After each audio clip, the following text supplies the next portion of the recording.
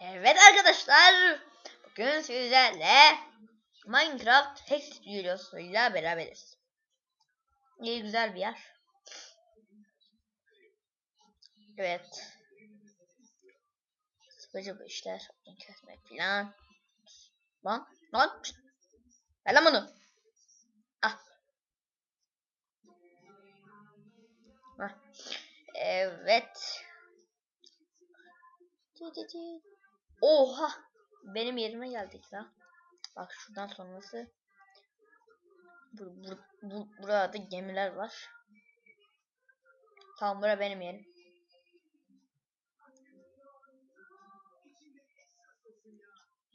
Evet.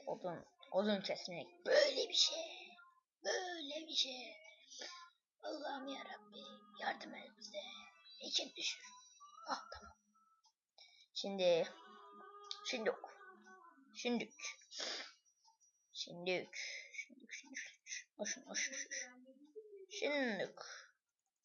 Şimdük. Şöyle bir şey yapalım. Bunu 2. Bu 3. Ha tam oldu. Balta mı yapalım? Aynen. Fazla koyduk. Anlayanlar vardır. Şimdi böyle bir X modu diye bir şey var. Şimdi dur. Herkes ona hile filan diyor. Aslında şöyle bir şey daha var. Daha iyi şeyini arttırıyorsun. Daha fazla seçenekler var. Şimdi servet yapalım. Kırmızı blok mu lan? Ha tamam. Şimdi yok. Şu ağacı kökten yatıralım. Elma. Allah'ım şu fidanlar niye çıkıyor ha? Bak. Ana hiçbir şey olmadı. Gel buraya lan. Gel buraya. Hop. Pişmiş mi? Çiğmiş.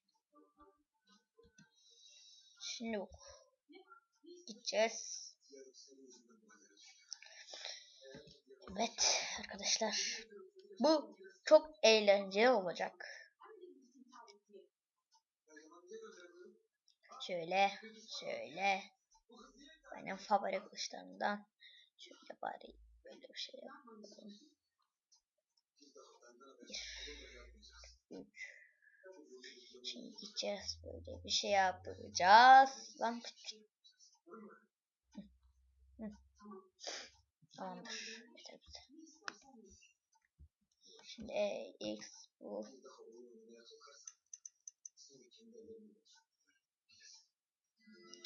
Şimdi durun ya. Şöyle hop. Sıkıştırıyorum. Çünkü bu çok hoş bir şey oluyor. Çok güzel.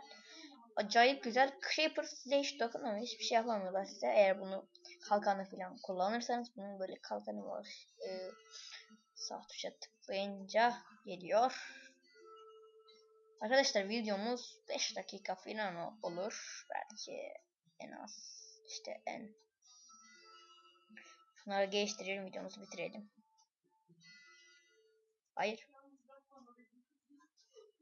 Arkadaşlar üzgünüm. Bilgisayar şu anda kafayı yemiş durumda. Ne hiç.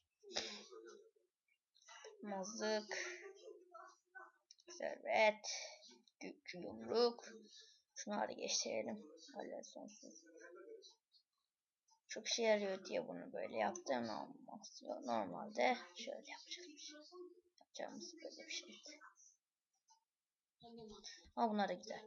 Evet arkadaşlar, bugünkü videomuzun sonuna geldik. Abone olmayı unutmayın. Görüşürüz. Sağlıcakla kalın.